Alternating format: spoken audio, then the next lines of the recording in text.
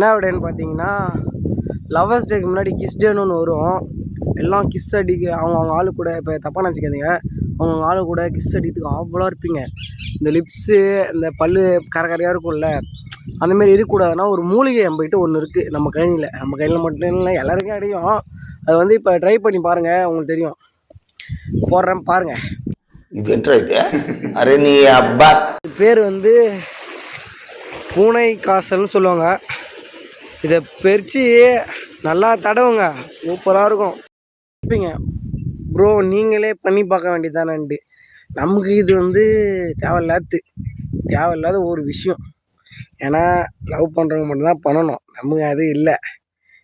அதனால் உங்களுக்கு சரி, நமக்கு தான் யூஸ் ஆகலையே, உங்களுக்கு யூஸ் பண்ணுவோன்ட்டு இந்த மூலிகையை தரேன். இது பேர் வந்து பூனை காசல். எடுத்து தடவுங்க, தடவிட்டு போங்க. ரிசல்ட்டு அன்றைக்கி ஃபுல்லாகவே மானாவரியாக கிஸ் அடிப்பீங்க.